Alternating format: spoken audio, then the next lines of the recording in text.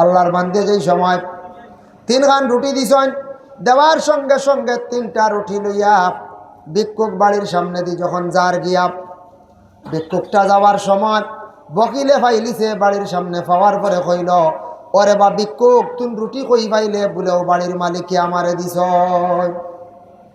আর তো গরম হইব না পঞ্চায়েত।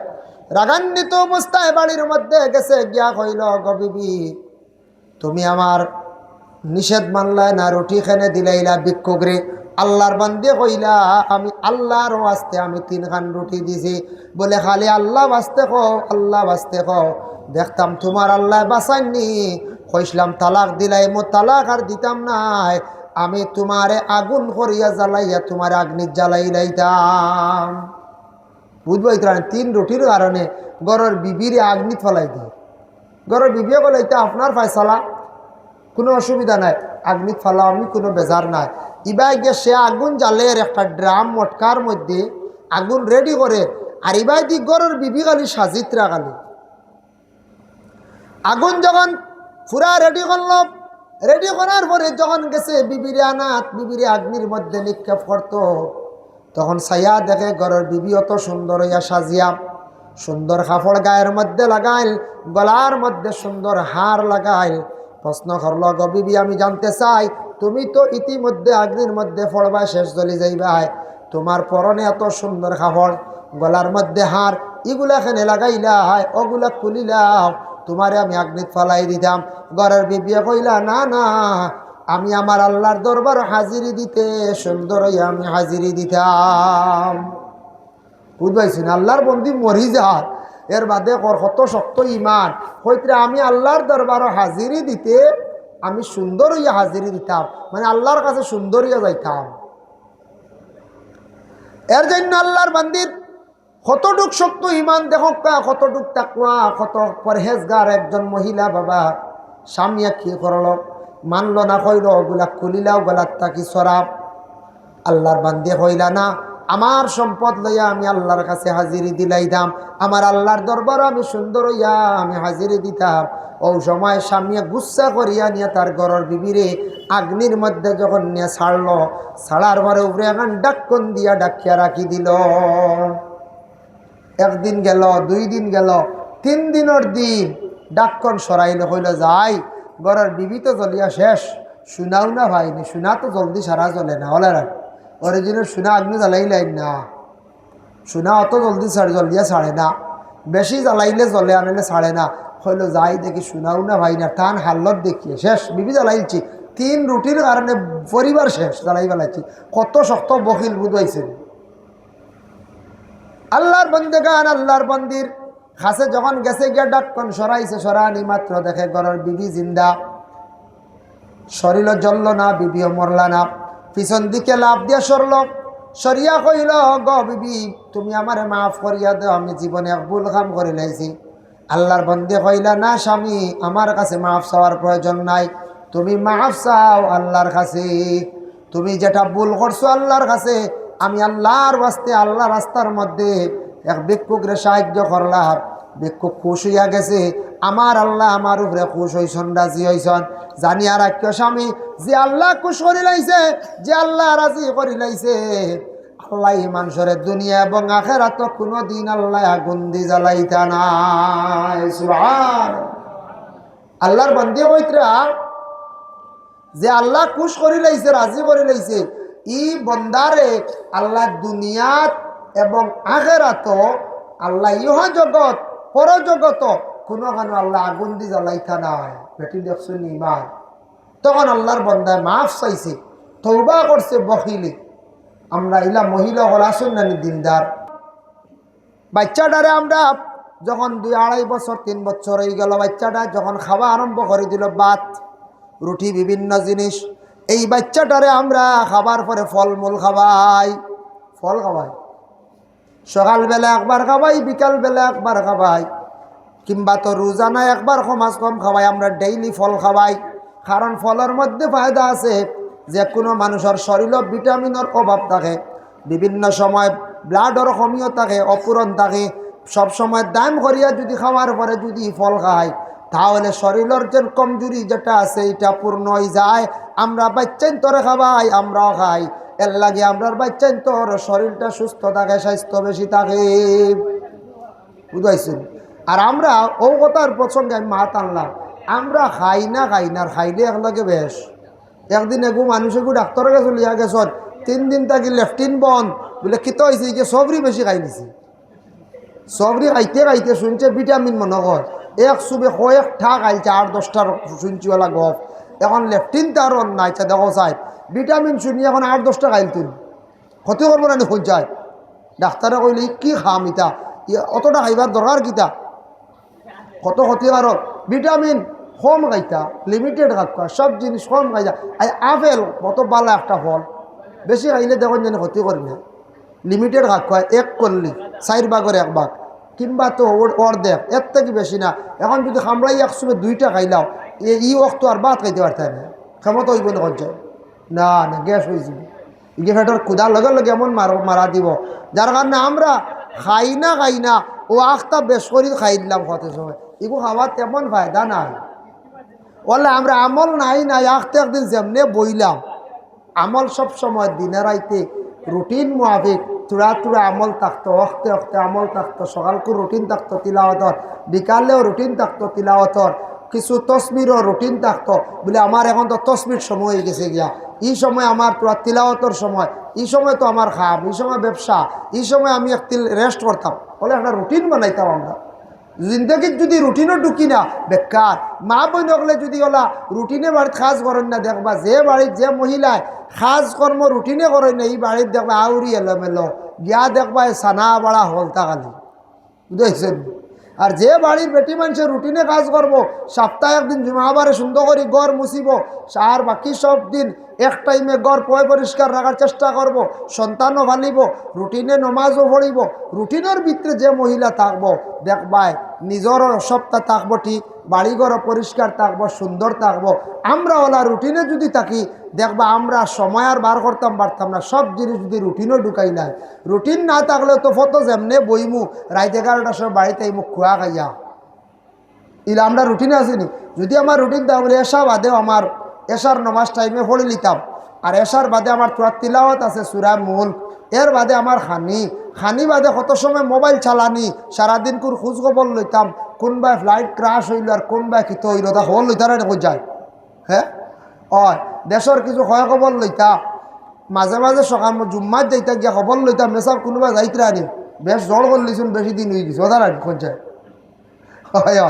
এক রুটিন থাকতো না কোন যায়, থাকতো। যার কারণে বিশেষ করিয়া সব জিনিস রুটিনও থাকতো। আর রুটিন যদি থাকে না, কত যেমনে 12 মাগরিব বাদে আর রাত 11টা আই মাইয়া খাইয়া দিয়ে ঘুমাইতে 12টা 1টা, আর বাদে হজর খোঁজা, খোঁজ খবর নাই। 7টা 8টা ঘুম থেকে উঠিয়া গাত বেদনা, এর বাদে চা নাস্তা করলাম, বাদে তোরা 4টা খাইলাম, ও তো দাঁড়াদারি দেখতে গেলাম, কোনো রুটিন নাই। রুটিন ছাড়া চলবা দুনিয়াত কুচ্ছু দিয়ে বইতে পারতা নাই। আমলের ক্ষেত্রেও আপনার আমার জিন্দগি দৈনন্দিন জীবনও যে কোনো কর্ম ব্যবহারও রুটিন না থাকলে জীবন বরবাদ হয়ে যায় মানুষের। রুটিন লাগবো। ক্লাস রুটিন আছে না স্কুলও, মাদ্রাসা তো ক্লাস রুটিন আছে, ঠিক তো দ্রুহলা বাড়িয়ে করে আমার কাজে কর্মে আমার জীবনে 24টা ঘন্টার মধ্যে কিছু রুটিনও আমি ঢুকতে লাগবো। আল্লাহর বান্দাগান দেখেন, এর জন্য বিশেষ করে একটা ফজিলত আমি বয়ান করলাম। এখন যাই সূরা জুমার যে একটি আয়াত করিমা আমি তিলাওয়াত করলাম, ইয়া আইয়ুহাল্লাযীনা আমানু ইযা নুদিয়া লিস-সালাতি মিন ইয়াউমিল জুমআতি ফাসআউ ইলা যিকরিল্লাহি ওয়া যারুল বাই'। এই আয়াত নাজিল হইল ওই সময় আহলে আরবে মক্কায়। এমন এক সময় আসলো জুমার দিন তারা লেনা দেনা বেচা বিকিতা বন্ধ করতো না, তারা খালি ব্যবসা লিয়া খুব বেশি ব্যস্ত থাকতো। আজান হয়েছে গিয়ে জুমার হুকুম হয়ে গেছে গিয়ে জুমার নমাজ, জুমার দিন এলান করা হইল, আজান হইল আজকে জুমার দিন। এরপরেও দেখবা সেই জুমার দিনের মধ্যে তারা বেচা কিনা বন্ধ করে না, লেনদেনও তারার বন্ধ নাই। ওই সময় আয়াত নাজিল হয়ে গেল গিয়া, ইয়া আইয়ুহাল্লাযীনা আমানু, ও ঈমানওয়ালা যারা তোমরা ঈমান আনছো আমার উপরে, ঈমান আনছো আমারে বিশ্বাস করছো, ইযা নুদিয়া লিস-সালাতি মিন ইয়াউমিল জুমআ, যখন জুমার দিন তোমারে মুনাদা করা হইব, তোমারে যখন ইশারা করা হইব ফাসাও, তুমি কি করো? আল্লাহর জিকিরের দিকে অগ্রসর হয়ে যাও। ইলা জিকিরিল্লাহি ওয়া জারুল বাই, ই জিকির দি মুরাদ এই জুমার দিনর আল্লাহর জিকির নমাজের প্রতি তুমি অগ্রসর হয়ে যাও। ওয়া জারুল বাই, আর বেচা কিনা যেটা আছে ওটা তুমি তান ছাড়ি দেও। এই সময় লাগিয়া এগুলা তুমি তার কি করো? ছাড়ি দেও। জারু মানা চোর দাও, ছাড়ো তুমি তান বয় বেচা কিনা এটা তুমি তান ছাড়ি দেও জুমার দিন। খাস করি ও সময় যখন আজান হইব, দেখা আজান হওয়ার লগে লগে এলান করো এগুলো তুমি চান ও আজান তাকি লইয়া জুমা পর্যন্ত বেচা কিনা ছাড়ো। এই আয়াতের ব্যাখ্যা তাফসীর ইবনে কাসিরের মধ্যে লেখছেন, খালি বেচা কিনা নাই, আপনার আমার যে খাস কর্ম যেটা আছে এটা ব্যবসার মধ্যে জড়িত হয়ে গেছে বলে খিলা কিতাব উদাহরণ দিছেন। আপনি সবজিত খাস গড্ডা সবজির দরব খাইবে এবং বিক্রি করবা, লেনদেনও গিয়া ঢুকি গেছে গিয়া বেচা কিনাত। আপনি কোনো গড়ের খাস গড্ডা এটাও আপনার জন্য উপকারণ লাগিয়া খাস গড্ডা। যে কোনো খাজও মা বোন হক্কা পুরুষ সকল হক্কা, এই দিন মা বোনদের জন্য জুমা নাই, কিন্তু যদিও জুমা নাই মহিলাগুলা এই দিন সময় মতো গোসলটা করিয়া সময় মতো জোহরের নমাজরে আদায় করতাম। মহিলাগুলোর লাগি হুকুম বলে পুরুষ লোক জুমাত গেছেন আমরা তো জুমা নাই, বলে জি না মা বোন হলে এদিন জুমার দিন গুরুত্ব আইছে জোহরের নমাজরে মহিলা হলে সঠিক নিয়মে সময় মতো মহিলা হলে আদায় করতাম। আর পুরুষ লোক জুমার নমাজের মধ্যে যাইতা। এই তাফসীরের মধ্যে লেখছেন জুমার দিন 60টা সুন্নতি আয়াতের ব্যাখ্যাত লেখছেন জুমার দিন 60টা সুন্নত। 1 নম্বর হইল গিয়া সুন্নত জুমার দিনের মধ্যে সুন্দর করিয়া গোসল করা সুন্নত। সুন্দর করি গোসল করা সুন্নত। সুন্দর কেন কইলা? আমরা পড়েছি 4 গোসল সুন্নত, পয়লা জুমার দিন গোসল করা সুন্নত, আর বাদে তো গেছে কি 2 দিন। আর এই লোক খাস জুমার দিন 60টা সুন্নত আছে। 1 নম্বর হইল সুন্দর করিয়া গোসল করা। সুন্দর করে গোসল ইমাম শাফি রহমতুল্লাহ তাআলা আলাইহি লেখছেন, তান বর্ণনা করছেন, ওলা তুমি তান গোসল বা জুমার দিন করিও যাতে ফরজ গোসল জেলা করেন সুন্দর করিয়া খেয়াল করিয়া ফরজ গোসলের লাগান তোমার গোসলটা হইতো। মানে জুমার দিন কত সুন্দর করে গোসল করতা, গোসল করা হইল গে সুন্নত। আমরা প্রায় জায়গায় দেখা যায় গোসল বেশি তাড়াহুড়া করিয়া আমরা যাই। আল্লাহ আমরারে সঠিক পদ্ধতিতে সুন্দর করি আমরা গোসল দর পবিত্র কাপড় লাগাইয়া সুন্দর হইয়া সাজিয়া মসজিদে হাঁটিয়া যাও। 2 নম্বরে নবীজি ফরমাইছেন সুন্দর করে কাপড় লাগাও, খুবসুরত মানে কাপড় লাগাও আর খুশবু লাগাও, আর একটা সুন্নত। 3 নম্বরে কইছেন হাঁটিয়া মসজিদে যাওয়া আর এক সুন্নত। তাফসীরে দেখলাম আমরা বাইক লিয়েও তো যাই না, নি সাইকেল লিয়া যাই। আচ্ছা একদিন বেশি তাড়াহুড়া পড়ে গেছে গ্যাসর, তবে জুমার দিন আরেক সুন্নত হইল হাঁটি হাঁটি যাওয়া। তাফসীরে দেখলাম হাঁটিয়া যাওয়া আরেক সুন্নত। এর লাগিয়া বিশেষ করিয়া খুশবু লাগাইতা জুমার দিন, আর আহসন সুন্দর কাপড় হইতো। যদিও কাপড়টা আপনার একটু পুরাতন আছে, আমার কাপড়টা পরিষ্কার থাকতো, সুন্দরই আল্লাহর দরবারও হাজিরি দিতাম। আজকে দেখেন আপনারা এই মহফিলে যত আসছেন সবার গায়ের মধ্যে কাপড়টা ভালো, আপনি এর থেকে আরো ভালো কাপড়গুলো আপনি পরিবর্তন করবা। ভালো পরিবর্তন করিয়া ভালো কাপড় লাগাই আপনি যাইবা হয় বাজারও কিংবা তো আত্মীয় স্বজনের বাড়িত। আপনি বুঝরাম কুটুম বাড়ি যাইতে সময় সুন্দর কাপড় লাগে। আমার কুটমে খারাপ পাইবা, কুটমে হয়তো আমার সম্মান নাও করতে পারেন, বালা নাও পাইতে পারেন। কুটুম বাড়ি যাইতে আপনি আমি ভালো কাপড় লাগাইয়া কুটুম বাড়ি যাইয়ার, বাজার যাইতে কাপড়টা মোটামুটি বালা লাগাইয়া যাইয়ার। ঠিক তেমনি ভাবে বান্দারে আমরা জুমার নামাজের মধ্যে যাইতে সময় আল্লাহর দরবার হাজিরি দিতে সময় সুন্দর হইয়া কাপড় লইয়া আমরা হাজিরি দিতাম। আমরা একটা না একটা মাইনাস থাকে কি জানেন? প্রায় জুমার নামাজ বিভিন্ন মহল্লার মধ্যে দেখা যায় কিছু সংখ্যক মানুষ এই জুমার দিন দেখবা হয়তো শার্ট খুব ভালো আছে, মোটামুটি লুঙ্গি তেমন পরিষ্কারও নাই, তেমন সুন্দর নাই, কিবা তো লুঙ্গি বালা শার্টের মধ্যে বা জামার মধ্যে দেখবা প্রবলেম, কিবা তো শার্ট লুঙ্গি বালা আছে, প্যান্ট বালা আছে, তে তকি ইগু দেখবা বেশি পুরাতন, ইগু তো চিত্রি বালা এলো বলা বেহাল লত সুন্দরীয় দিতাম না জুমার বলে আমরা দেখা যায় জুমার দিন মানে আমরা আল্লাহর রাজি করতে গিয়ে আল্লাহর সামনে হাজিরিতে সময় সুন্দর হইয়া আমরা হাজিরিটা দেওয়া যাই না। দেখুন আমি একটা ঘটনা আপনাদের সম্মুখে বুঝাইবার জন্য আমি একটা ঘটনা বাবা নিয়ার, যে ঘটনাটা হইল মুকাশাফাতুল কুলুব ইমাম গাজ্জালি রাহমাতুল্লাহি তাআলা আলাইহি আনজন ও কিতাব আনজন এক বকিল আসলা, বকিল মানুষের মধ্যে বকিলতা করনেওয়ালা তাকত এক বকিল আসলা, কৃপণ ব্যক্তি আসলা, তাই ওলা শক্ত আরে তাই কিচ্ছু মানুষের খাইতে দেখ না, ইয়া তককে গরর বিবিরে কইস ন বিবি আমার যেটা সয় সম্পদ আছে খবরদার খেয়রে দিও না, খাইতেও দিও না, এমনিও দিও না, যদি দেও তাহলে তুমি সাফ তালাক দিলে। বুধবাইছুন মুকাশাফাতুল কুলুব কিতাব আনছেন এক বকিলের ঘটনা, কৃপণ ব্যক্তি বুধ ভাইত্রানি। তো স্বামীও কইছেন আদেশ করছেন গর স্ত্রীয়ে কিতা করছেন ও তো মানছেন, কিন্তু বেটিটা বড় পরহেজগার আল্লাহ দাঁড়িয়ে আসলো, বেটির মধ্যে বড় বেটিটার মধ্যে দিনদারি আসলো, তাকওয়া আসলো, আল্লাহর বড় ডর আসলো। এর লাগি এখন মানুষের বাড়িয়ে বাড়িয়ে বিভিন্ন মসজিদ মাদ্রাসার সাদাওয়ালা যায়, মানুষের বাড়িতে বিভিন্ন ভিক্ষুক যায়, যায় না না যায়, যাওয়ার পরে ভিক্ষা দিতেন না না দিতা ঘুরে একটা না, সাদাওয়ালা মাদ্রাসার সাদার লাগি জানিতা তো দিনই প্রতিষ্ঠান চলতো, আমরা সারা একটু খেয়াল করতাম, মসজিদের সাহায্যার্থে গেলা, মাদ্রাসার সাহায্যার্থে গেলা, স্বামী অকলে হইয়া যাইতা ঘরের বিবি অকলরে অগ বিবি আমি বাড়িত নাই, মাদ্রাসার সন্ধ্যা তাইলে হমক বেশক দিও ঘুরাইয়া দিও না, হইয়া যাইতা। এরপরে বলে মসজিদের সান্দার লাগি আইলে ওলা ঘরের বিবি অকলরে কিছু হইয়া যাইতা, একবারে খালি বিরাইয়া দেওয়া খান কিলা সাদার লাগি যাইবা হামসায়ার কমিটির মানুষ বা মাদ্রাসার মিয়াসা বকল যাইবা, গিয়া যদি একবারে খালি ঘুরিয়ায় যে বাড়ি একবারে বিলকুল নাই গরিব মানুষ, এটাই লোক দুসরা ব্যাপার খেওয়াশুন নানি একটু কমজোর দুর্বল, ইলা স্বামী অকলে ঘরের বিবি অকলের ইজাজত দেওয়া যাইতাম, খেয়াল করতাম আমরা।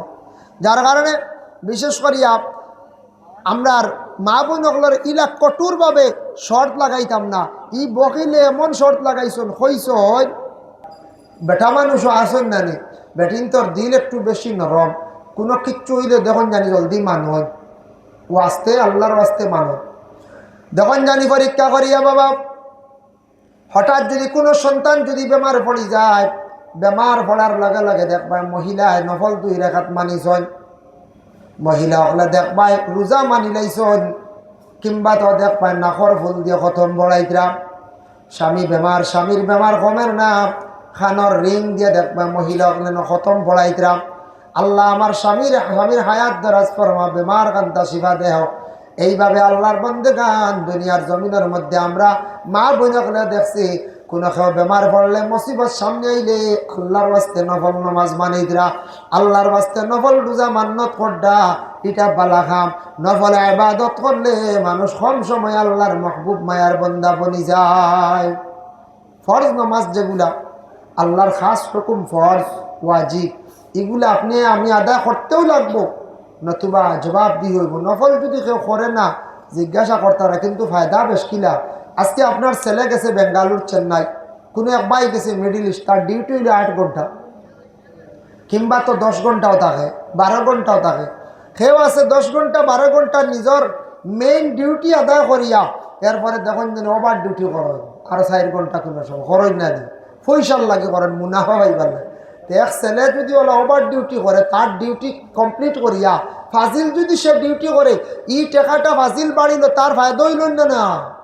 ঠিক তদ্রুবালাম আমরা যে শক্তের নামাজের যে হুকুম যেটা বাবা মূল ডিউটিটা আমরা আদায় করিয়া ফাজিল যদি নফল নামাজ, নফল রোজা, নফল যদি কোরআন শরীফ তিলাওয়াত যদি আমরা করি, বিভিন্ন তসবির মধ্যে যদি আমরা থাকতাম বারে পরে আল্লাহর বন্দেগান আমরা কম সময়ে আল্লাহর দিকে অগ্রসর হইতাম পারবো। আল্লাহ আমরা বড় ইহসান করবা, বড় মায়া করবা, এর লাগি নফল ইবাদতের প্রতি আমরা কিছু অগ্রসর হইতাম। নফল ইবাদত করলে আল্লাহ বড় বন্দার প্রতি খুশন রাজি হন, তবে মূল ঠিক করিয়া আমরা ফরজের প্রতি খেয়াল রাখতাম, ফরজ এবং ওয়াজিব যাতে আমরা তাকে তরক যেন হয় না। ভাই মুসলমানের জন্য আল্লাহকে ওয়াস্তে এইভাবে কোনো ভিক্ষুক মানুষের বাড়ির মধ্যে গেছে কিংবা তো কোনো কালেকশনের লাগে গেছেন, যথাসাধ্য আমরা জীবনের মধ্যে আমরা সাহায্য করতাম, ঘুরাইয়া দিতাম না। যা পারছি না সুন্দর মুখে বিদায় দিতাম, বলে নাই আজকে দেওয়ার কোনো ওসিয়ত নাই। বিভিন্ন মাতামাতি আমরা না করিয়া এটা আমরা ক্ষতি করব। আল্লাহকে আসতে আল্লাহ কি দেখুন জানি ভিক্ষুক প্রায় জায়গায় যায়, যায়নি না প্রায় কিন্তু ভিক্ষুক কখন যায়। তবে কিছু পেশাদারি ভিক্ষুক আমরা দেশ বাইরে কিছু দেখছেন না, আমি এখন দেখলাম সোশ্যাল মিডিয়াত ইকে ফাও বান্ধি লাইছে কিতা দিয়া, ব্যান্ড করিয়া বান্ধিয়া আর বড় লউজ কাপড় এগুলো লাগাইছে, আর দেখা যায় তার ভাও এখন নাই, আটুটা কি বাজু নাই, ও তো ভিক্ষা করে। প্রতারক ভিক্ষুক বাইরে হয়ে গেছ, সে ভিক্ষা করে আর বিকালে বাড়িত গে, তার বাড়ি তো বাক্কা দূরই যায় কি গাড়ি, আর বিকালে বাড়িত গে ভাও খুলিল বাঁধ খুলিল তো চলে। ইলা হওয়া গেছে হাত লুকাই লিছে, এখন ওলা বান্ধি লাইছে, ধরা পড়ছে। এটা হলো প্রতারক ভিক্ষুক। ভিক্ষা মানুষে করে যারা, বিশেষ করিয়া যারা একবারে অস্তিত্ব হারা, শরীরের তাকত নাই, কোনো কাজ কাম পারতো নাই, কোনো ব্যবসাত গিয়েও পারতো নাই, কোনো অবস্থা নাই, কোনো বাড়ি খামও করতে পারতো না, কোনো দোকানে কর্মচারীও করতে পারতো না, ইলা কোনো দায়িত্ব গ্রহণ করতে পারতো না, একবারে দুর্বল ও অসহায় মানুষ, মানুষের কাছে সে ভিক্ষার হাত পাতাইছে।